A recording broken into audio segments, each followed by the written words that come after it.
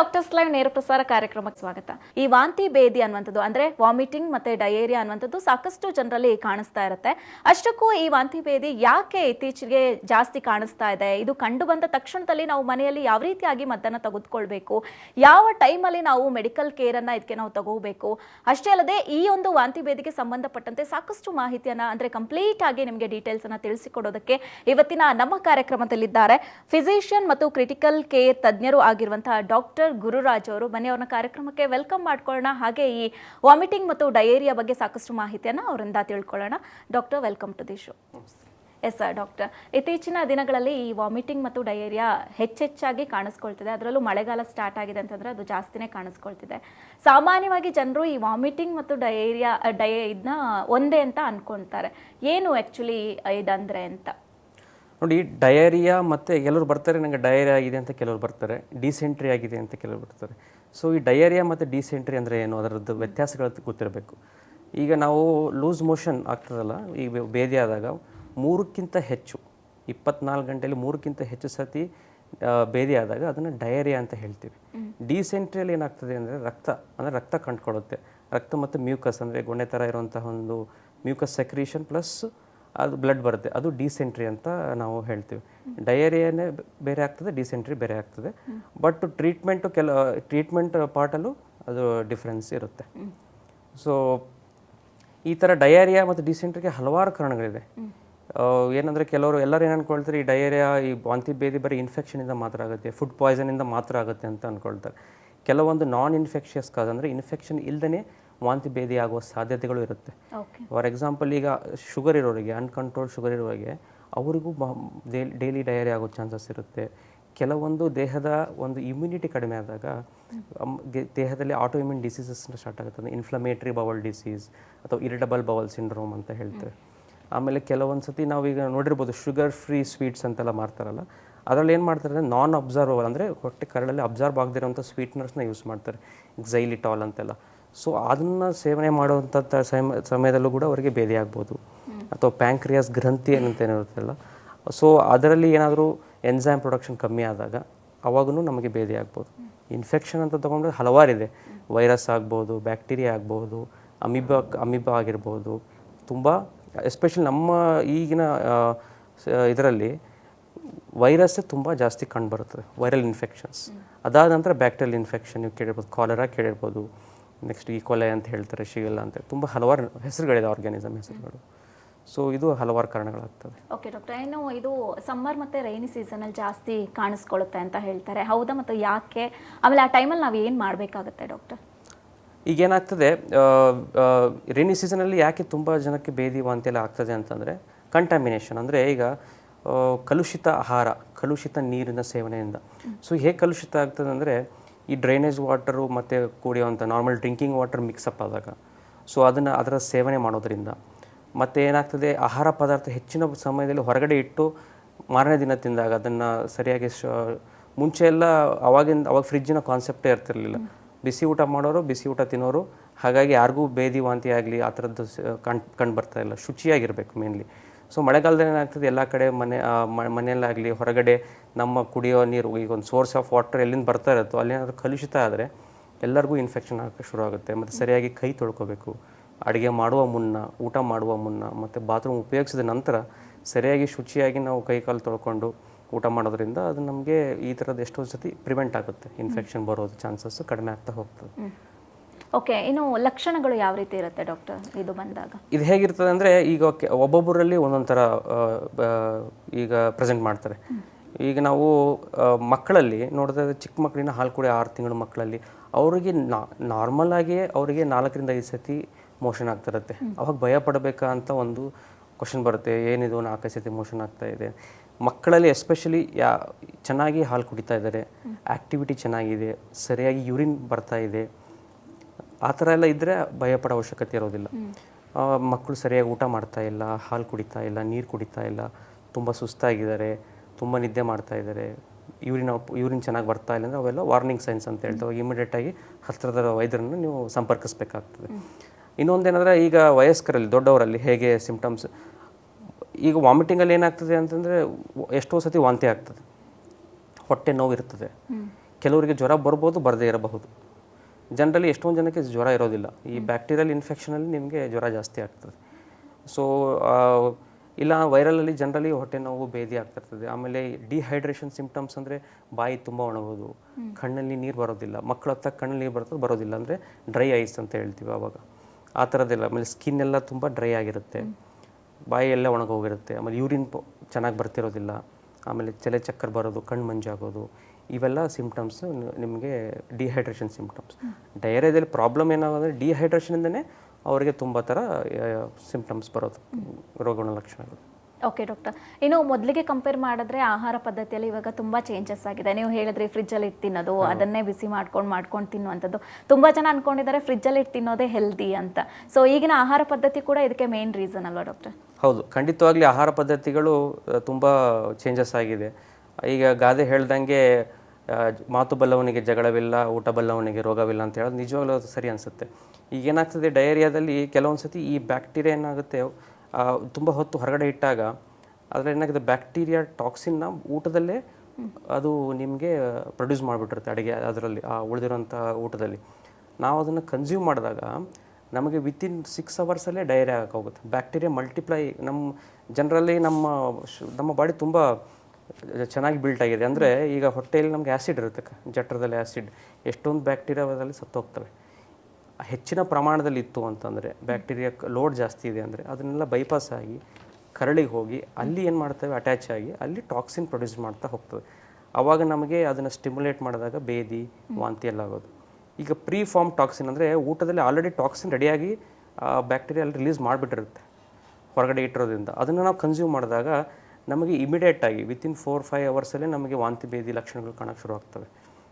So ಬಿಸಿ ಊಟ ಮಾಡಬೇಕು ಅನ್ನೋದು ಯಾವಾಗಲೂ ನಮ್ಮ ಪದ್ಧತಿ ಅನ್ನೋದನ್ನು ಮರಿಬಾರ್ದು. ಓಕೆ ಡಾಕ್ಟರ್, ಒಬ್ರು ಕಾಲರ್ ಇದ್ದಾರೆ, ಮಾತಾಡ್ಸ್ಕೊಂಡ್ಬಿಡೋಣ. ಹಲೋ ಹಲೋ, ನಮಸ್ತೆ ಸರ್, ನಿಮ್ಮ ಹೆಸರು?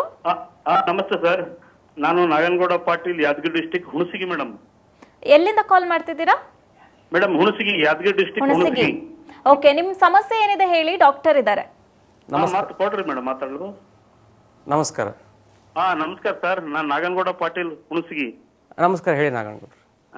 ಸರ್, ಅದೇ ವಾಂತಿ ಭೇದಿಯ ಮುಂಜಾಗ್ರತಾ ಕ್ರಮಗಳು ಏನು, ಅದು ಯಾವ ತಿಂಗಳಲ್ಲಿ ಬರುತ್ತದೆ, ಅದು ಯಾವ ರೀತಿ ನಾವು ಸಂರಕ್ಷಣೆ ಮಾಡ್ಕೋಬೇಕು?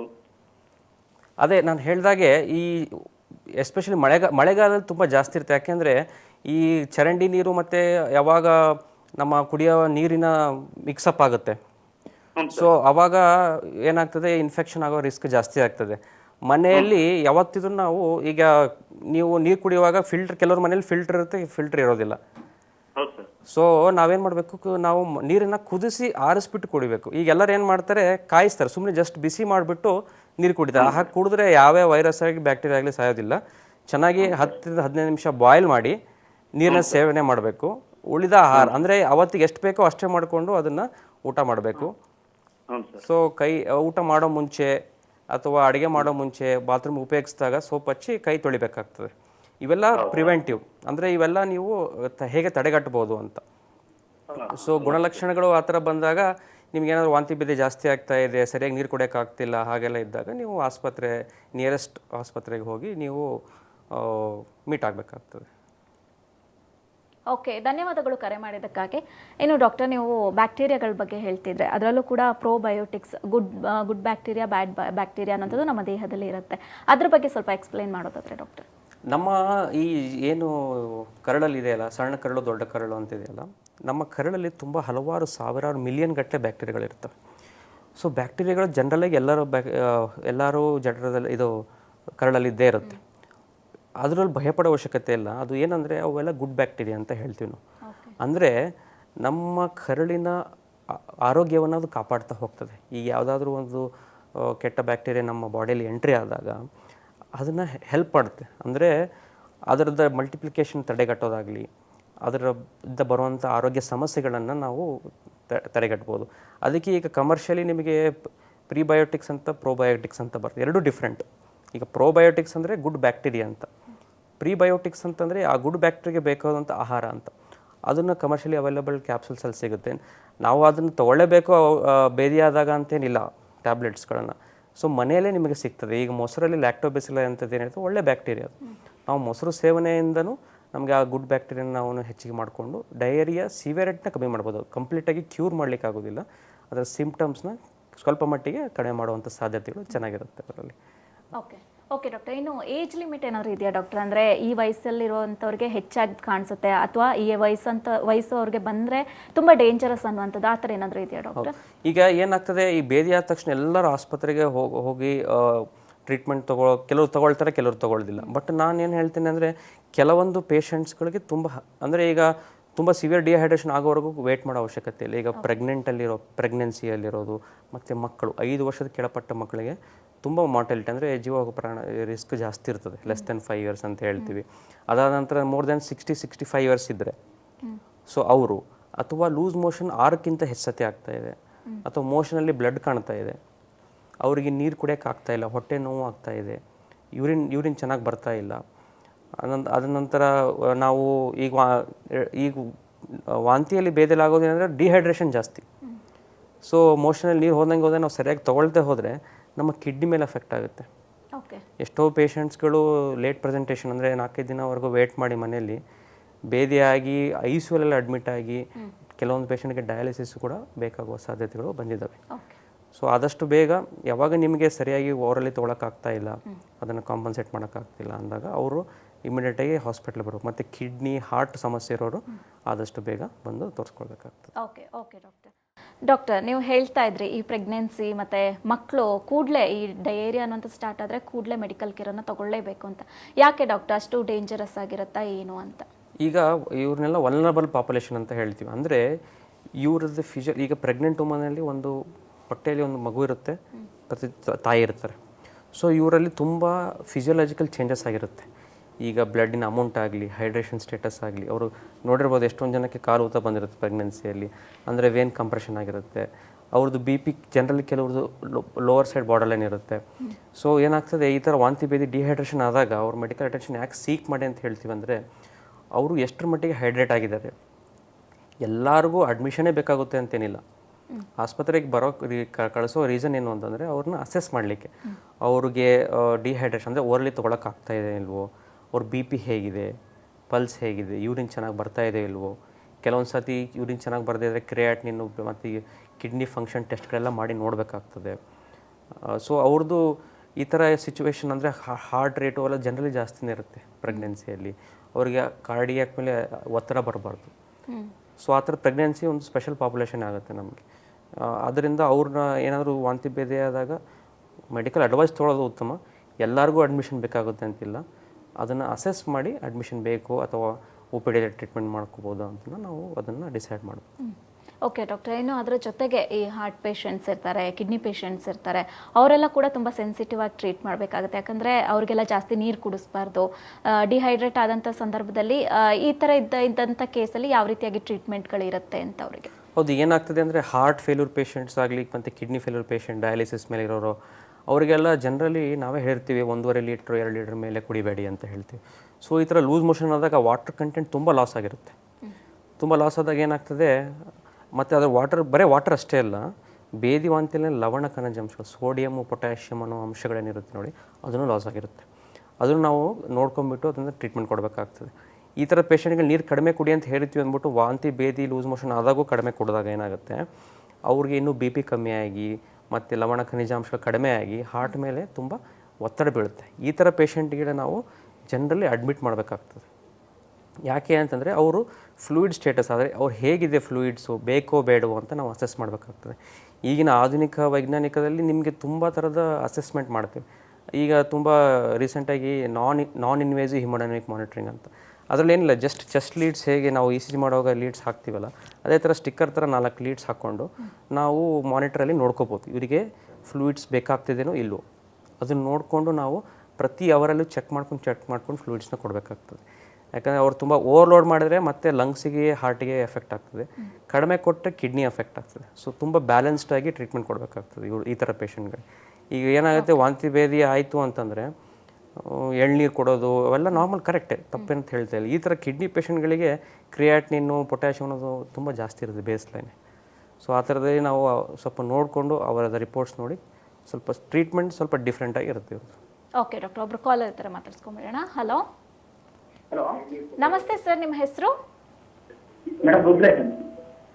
ಸರ್ ದಯವಿಟ್ಟು ನಿಮ್ಮ ಟಿವಿ ವಾಲ್ಯೂಮನ್ನು ಮ್ಯೂಟ್ ಮಾಡಿ ಮಾತಾಡಿ. ಹಾಂ ಮೇಡಮ್. ನಿಮ್ಮ ಹೆಸರು? ರುದ್ರೇಶ್ ಅಂತ ಹೇಳ್ಬಿಟ್ಟು. ರುದ್ರೇಶ್, ಎಲ್ಲಿಂದ ಕಾಲ್ ಮಾಡ್ತಿದ್ದೀರಾ? ನಾವು ಶಿವನಿಯಿಂದ.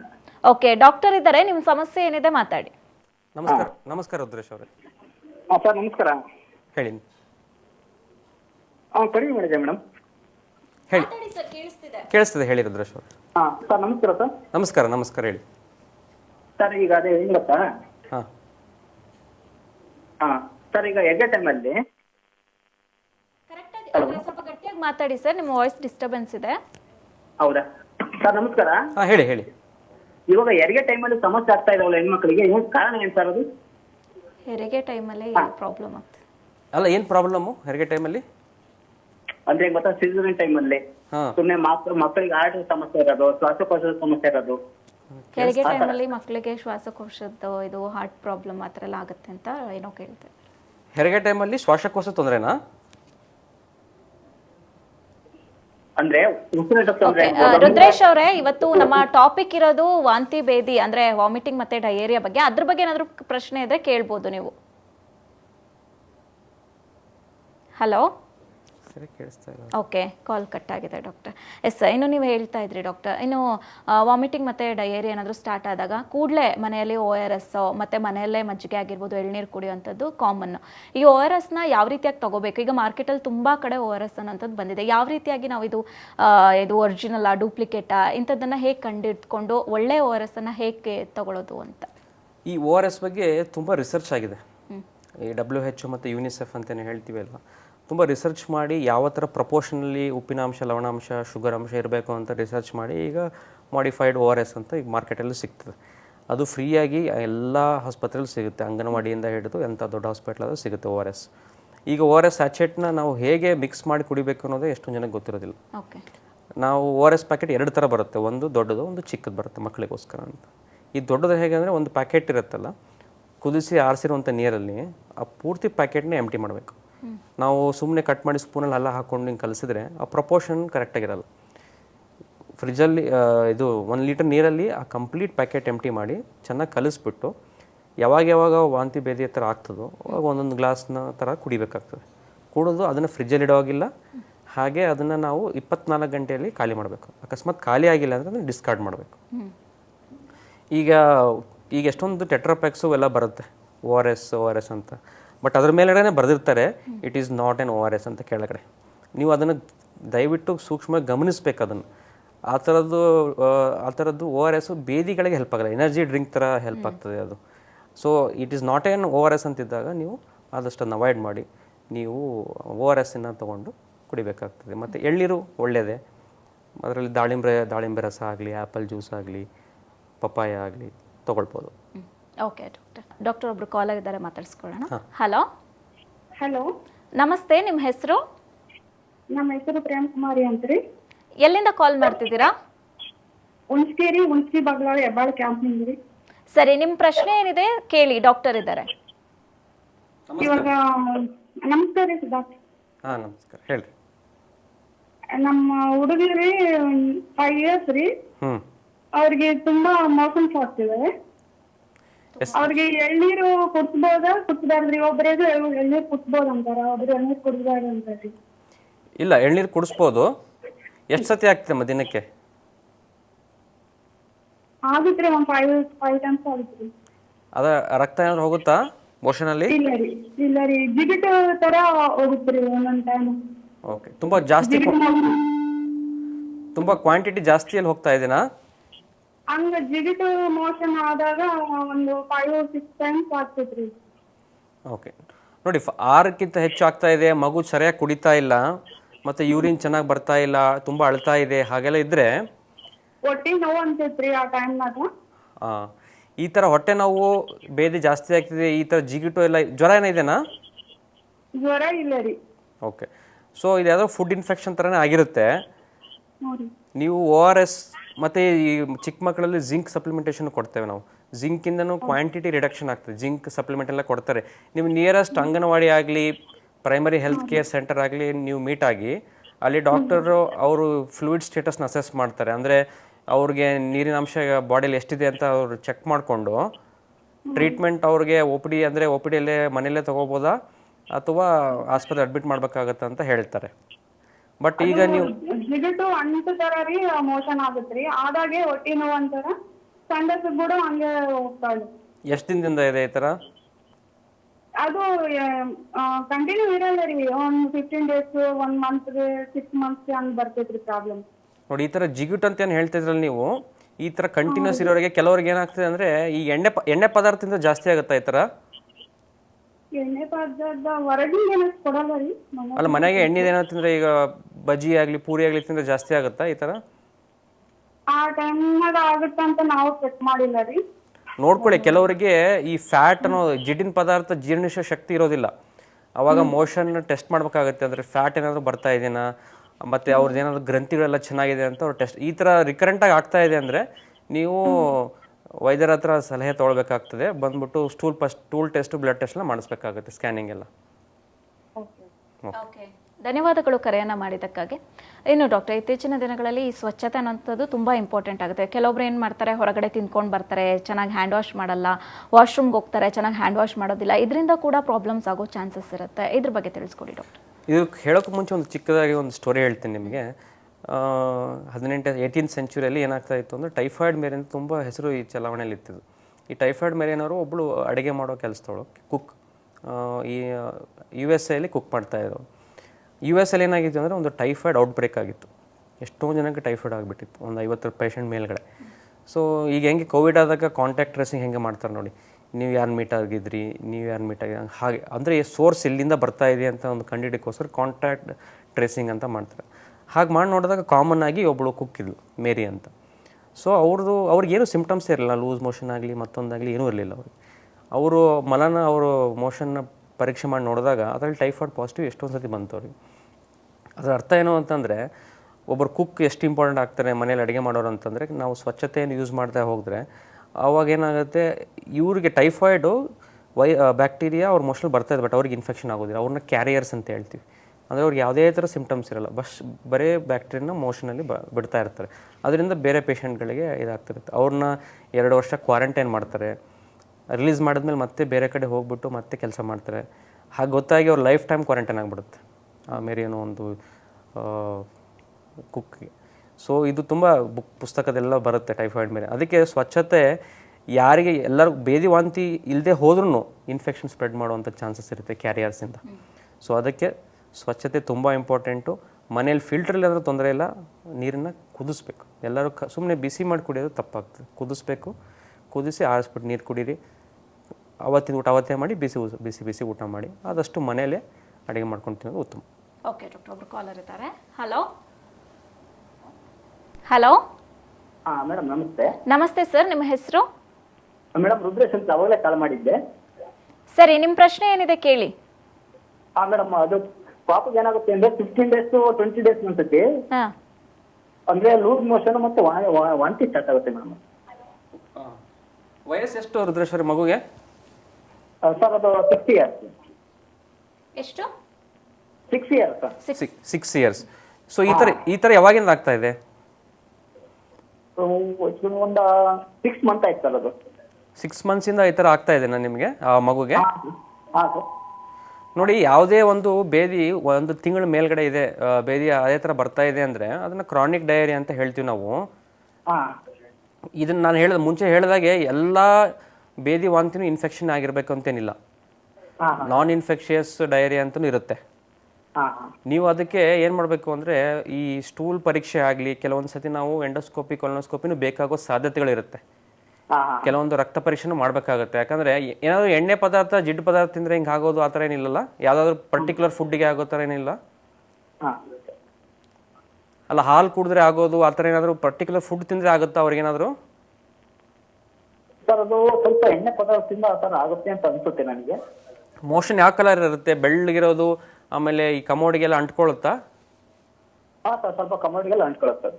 ಕಲರ್ ಸ್ವಲ್ಪ ಬೆಳ್ಳಗಿರುತ್ತಾ, ನಾರ್ಮಲ್ ಇರುತ್ತಾ? ಇಲ್ಲ ಸರ್, ಎಲ್ಲ ಕಲರ್ ಬರುತ್ತೆ. ಎಲ್ಲ ಕಲರ್ ಬರ್ತದೆ.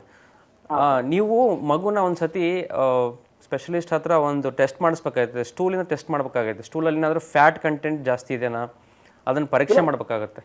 ಇಲ್ಲ ಸರ್ ಮಾಡ್ತಿದ್ರೆ ಎಲ್ಲ ನಾರ್ಮಲ್ ಬರ್ತಾ ಇದೆ. ಸ್ಟೂಲ್ ಫ್ಯಾಟ್ ಕಂಟೆಂಟ್ ಟೆಸ್ಟ್ ಮಾಡಿದ್ದೀರಾ? ನಾರ್ಮಲ್ ಇದೆನಾ ಅದು?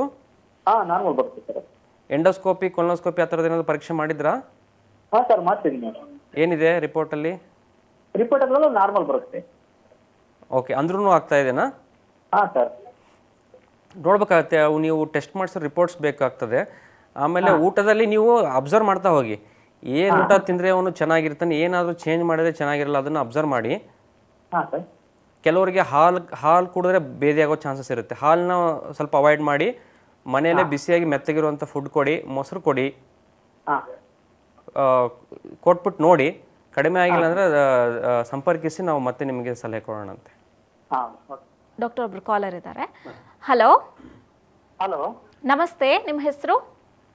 ಮೇಡಮ್ ನನ್ನ ಹೆಸರು ಪವನ್ ಶೆಟ್ಟಿ ಅಂತ. ಪವನ್ ಶೆಟ್ಟಿ ಅಂತ. ಎಲ್ಲಿಂದ ಕಾಲ್ ಮಾಡ್ತಿದ್ದೀರಾ? ಮೇಡಮ್ ನಾವು ತಾಳೆಕೋಟೆಯಿಂದ ಕಾಲ್ ಮಾಡ್ತಾ ಇದ್ದೀವಿ. ಸರಿ, ಡಾಕ್ಟರ್ ಇದ್ದಾರೆ, ನಿಮ್ಮ ಪ್ರಶ್ನೆ ಏನಿದೆ ಕೇಳಿ. ಸರ್ ನಮಸ್ತೆ ಡಾಕ್ಟರ್. ನಮಸ್ಕಾರ, ಹೇಳಿ. ಸ್ವಲ್ಪ ಹಂಗರ್ ಡೈರಿಯಾ ಬಗ್ಗೆ ಏನಾದರೂ ಸ್ವಲ್ಪ ಹೇಳ್ತೀರಾ? ಏನು? ಮತ್ತೊಮ್ಮೆ ಕೇಳಿ. ಹಂಗರ್ ಡೈರಿಯಾ. ಹಂಗರ್ ಡಯೇರಿಯಾ. ಹಂಗರ್ ಡಯೇರಿಯಾ ಅಂತನಾ? ಇದು ಏನಕ್ಕೆ ಬರುತ್ತೆ, ಹೇಗೆ ಅಂತ ಸ್ವಲ್ಪ ಅದ್ರ ಬಗ್ಗೆ ಡೀಟೇಲ್ಸ್ ಹೇಳ್ತೀರಾ? ನೋಡಿ, ಈಗ ಹಂಗರ್ ಈಗ ಕೆಲವೊಂದು ಇದಿದೆ, ಡಂಪಿಂಗ್ ಸಿಂಡ್ರೋಮ್ ಅಂತ ಹೇಳ್ತೀವಿ ನಾವು. ಹಲೋ, ಕೇಳಿಸ್ತಾ ಇದೀನಾ? ಕೇಳಿಸ್ತಾ ಇದೆ. ಓಕೆ, ಈಗ ಕೆಲವೊಂದು ಪೇಷಂಟ್ಸ್ಗಳಲ್ಲಿ ಹೇಗಾಗ್ತದೆ ಅಂತಂದರೆ, ಹೊಟ್ಟೆ ಹಸಿತಾ ಇರುತ್ತೆ, ಅದೇ ಟೈಮಲ್ಲಿ ಅವ್ರಿಗೆ ಬೇದಿ ಆಗ್ತಾ ಇರುತ್ತೆ.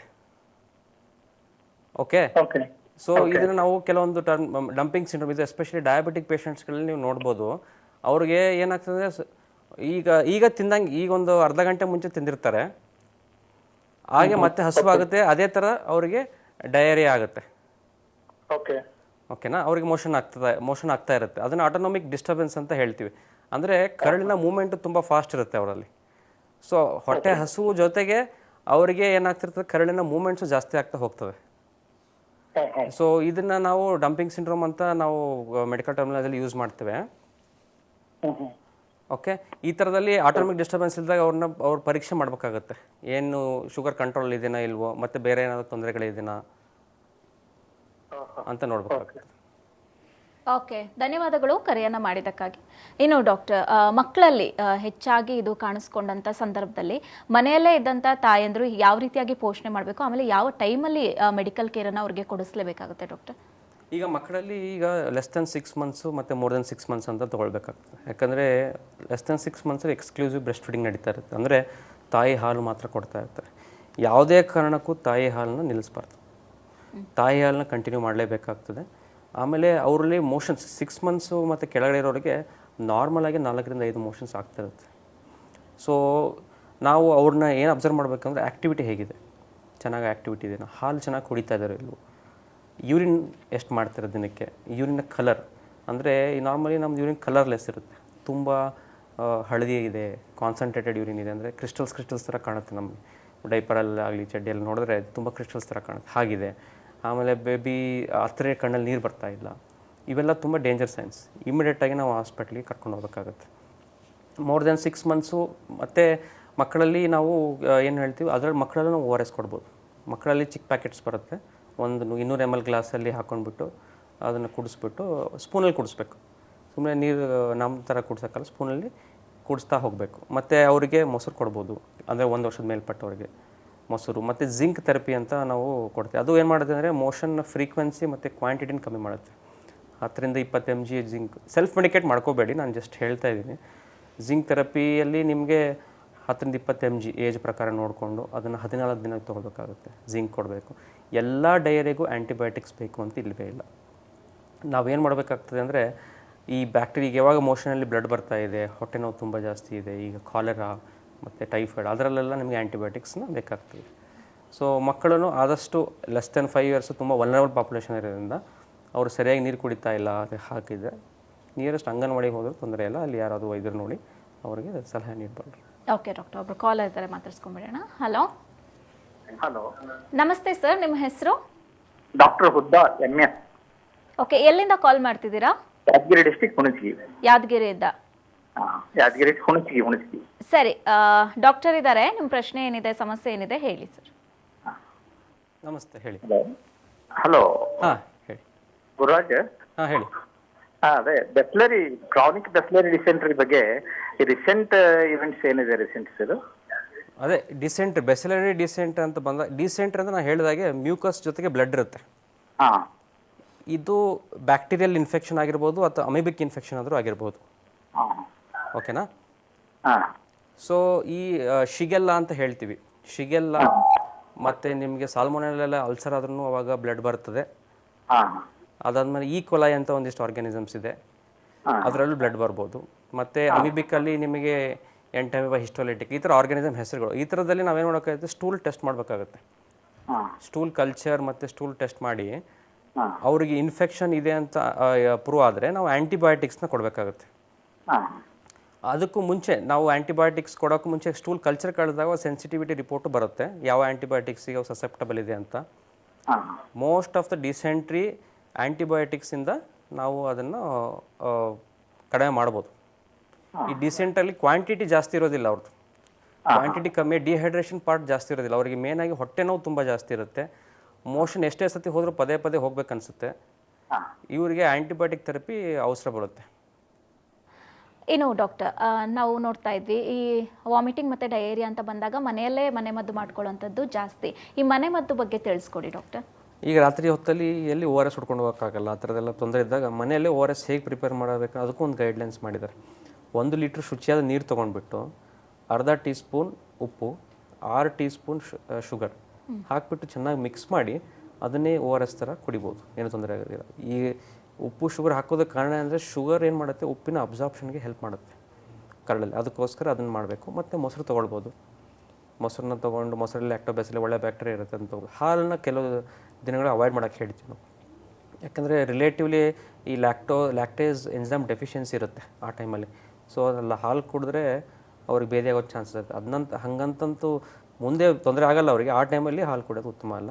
ಇನ್ನು ಅವ್ರಿಗೆ ಏನು ಸೇರುತ್ತೋ ಆ ಥರದ್ದು ಕಿಚಡಿ ಆಗಿರಲಿ, ಗಂಜಿಗಳಾಗಿರಲಿ, ಹಣ್ಣಿನ ಫ್ರೂಟ್ಸ್ ಜ್ಯೂಸ್ ಆಗಿರಲಿ, ಅದನ್ನ ಅವ್ರನ್ನ ಸೇವನೆ ಮಾಡ್ಬೋದು.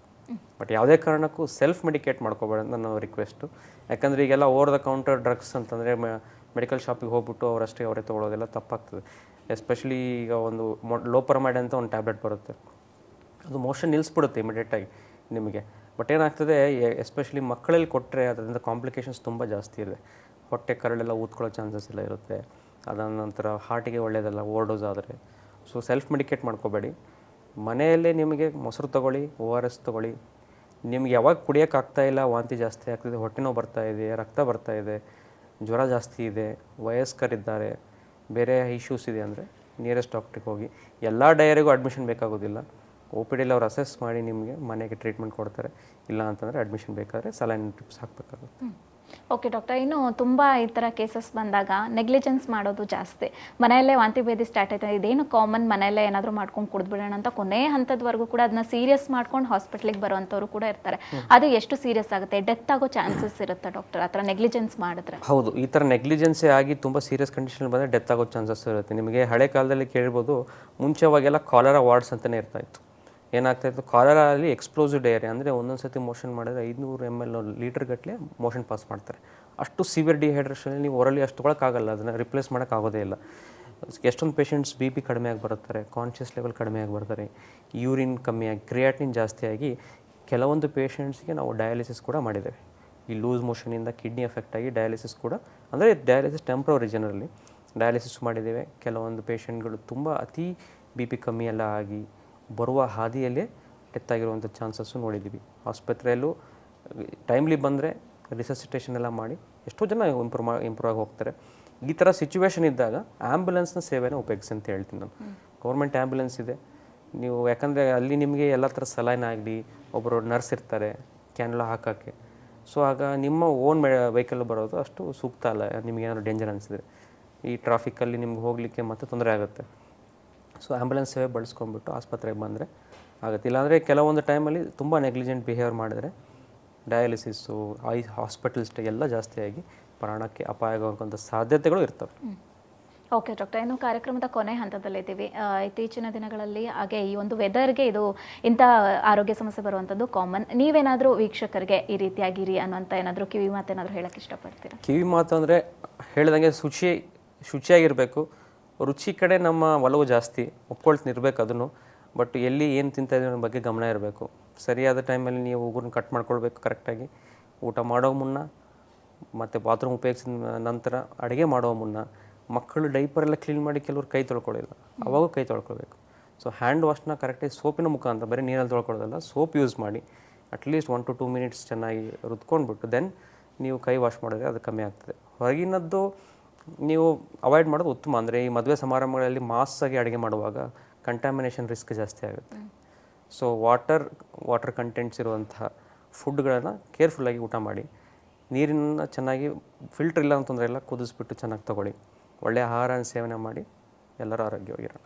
ಓಕೆ ಡಾಕ್ಟರ್, ಇನ್ನು ಕೊನೆಯದಾಗಿ ಒಬ್ಬೊಬ್ಬರಿಗೆ ಮನೆಯಲ್ಲಿ ಲೂಸ್ ಮೋಷನ್ ಅಥವಾ ವಾಮಿಟಿಂಗ್ ಸ್ಟಾರ್ಟ್ ಆದಾಗ ಕೆಲವೊಬ್ರು ಇದು ನಾರ್ಮಲ್ ಅಂತ ಇರ್ತಾರೆ. ಇದು ನಾರ್ಮಲ್ ಅಲ್ಲ, ತುಂಬ ಸಿವಿಯರ್ ಇದೆ ಅಂತ ನಾವು ಮನೇಲಿ ಹೇಗೆ ಕಂಡಿಟ್ಕೋಬೋದು ಅಂತ? ಅದೇ ಹೇಳಿದಾಗ 6ಕ್ಕಿಂತ ಜಾಸ್ತಿ ಮೋಷನ್ ಆಗ್ತಾ ಇದೆ, ರಕ್ತ ಬರ್ತಾ ಇದೆ, ಜ್ವರ ಬರ್ತಾ ಇದೆ, ಹೊಟ್ಟೆ ನೋವು ತುಂಬ ಸಿವಿಯರ್ ಇದೆ. ಇವರಿಗೆ ಲೂಸ್ ಮೋಷನ್ ಆಗ್ತಾ ಇದೆ, ಬಟ್ ಅಷ್ಟು ನೀರಿನ ಅಂಶ ಅವ್ರು ತೊಗೊಳಕ್ಕಾಗ್ತಾ ಇಲ್ಲ. ಆಮೇಲೆ ಇವರಿಗೆ ಪ್ರೀ ಎಕ್ಸಿಸ್ಟಿಂಗ್ ಹೆಲ್ತ್ ಪ್ರಾಬ್ಲಮ್ ಅಂದರೆ ಕಿಡ್ನಿ ಸಮಸ್ಯೆ, ಹಾರ್ಟ್ ಸಮಸ್ಯೆ ಇದ್ದು ಈ ಥರದವರು ತಕ್ಷಣವಾಗಿ ನೀವು ನಿಯರೆಸ್ಟ್ ಡಾಕ್ಟರ್ ಹತ್ರ ಹೋದರೆ ಕೆಲವೊಂದೆಲ್ಲ ಅಡ್ಮಿಷನ್ ಬೇಕಾಗೋದಿಲ್ಲ. ಯಾಕಂದರೆ ನಿಮ್ಮದು ದುಡ್ಡು ವೆಚ್ಚ ಆಗೋದಿಲ್ಲ. ಜಸ್ಟ್ ಒಂದು ಕನ್ಸಲ್ಟೇಷನ್ ನಿಮ್ಮ ಅಸೆಸ್ ಮಾಡಿ ನೆಕ್ಸ್ಟ್ ಮದ್ದು ನಿಮಗೆ ಟ್ರೀಟ್ಮೆಂಟ್ನ ಕಂಟಿನ್ಯೂ ಮಾಡ್ಬೋದು. ಎಲ್ಲರಿಗೂ ಆ್ಯಂಟಿಬಯೋಟಿಕ್ಸ್ ಬೇಕು ಅನ್ನೋದು ಸುಳ್ಳು. ಯಾಕಂದರೆ ನಮ್ಮನ್ನು ಹೆಚ್ಚಾಗಿ ಸಿಗೋದು ವೈರಲ್ ಇನ್ಫೆಕ್ಷನ್ಸ್. ಸೊ ಅದು ನೋಡಿಕೊಂಡು ಟ್ರೀಟ್ಮೆಂಟ್ ಕೊಡಬೇಕಾಗುತ್ತೆ. ಓಕೆ ಡಾಕ್ಟರ್, ಇವತ್ತಿನ ಕಾರ್ಯಕ್ರಮದಲ್ಲಿ ವಾಮಿಟಿಂಗ್ ಮತ್ತು ಡಯೇರಿಯಾ ಬಗ್ಗೆ ಸಾಕಷ್ಟು ಮಾಹಿತಿಯನ್ನು ತಿಳಿಸ್ಕೊಟ್ರಿ. ಥ್ಯಾಂಕ್ ಯು ಸೋ ಮಚ್ ನಿಮಗೆ. ಎಸ್ ವೀಕ್ಷಕರೇ, ವಾಮಿಟಿಂಗ್ ಮತ್ತು ಡಯೇರಿಯಾ ಇದರಿಂದ ನಾವು ತಪ್ಪಿಸ್ಕೊಳ್ಬೇಕು ಅಂತಂದರೆ ಡಾಕ್ಟರ್ ಹೇಳ್ದಂಗೆ ಆದಷ್ಟು ಶುಚಿಯಾದಂಥ ನೀರನ್ನು ಕುಡಿಬೇಕು, ಶುದ್ಧವಾದಂಥ ವಾತಾವರಣದಲ್ಲಿರಬೇಕು, ಶುದ್ಧವಾದಂಥ ಫುಡ್ಡನ್ನು ನಾವು ತಿನ್ನಬೇಕು ಅಂತ ಹೇಳ್ತಾ ಇದ್ರು. ನೀವು ಕೂಡ ಅದೇ ರೀತಿಯಾಗಿ ಮೇಂಟೈನ್ ಮಾಡಿದ್ರೆ ನೀವು ಕೂಡ ಈ ವಾಮಿಟಿಂಗ್ ಡಯೇರಿಯಾದಿಂದ ದೂರ ಇರ್ಬೋದು ಅಂತ ಹೇಳ್ತಾ ಇವತ್ತಿನ ಈ ಕಾರ್ಯಕ್ರಮವನ್ನು ಇಲ್ಲಿಗೆ ಮುಗಿಸ್ತಾ ಇದ್ದೀವಿ. ನೆಕ್ಸ್ಟ್ ಸಂಚಿಕೆಯಲ್ಲಿ ಮತ್ತೊಂದು ಆರೋಗ್ಯ ಸಮಸ್ಯೆಯ ಕುರಿತು ಟಾಪಿಕ್ ಅನ್ನು ಹೊತ್ತು ಬರ್ತೀವಿ. ನೋಡ್ತಾ ಇರಿ ಸಿರಿ ಕನ್ನಡ.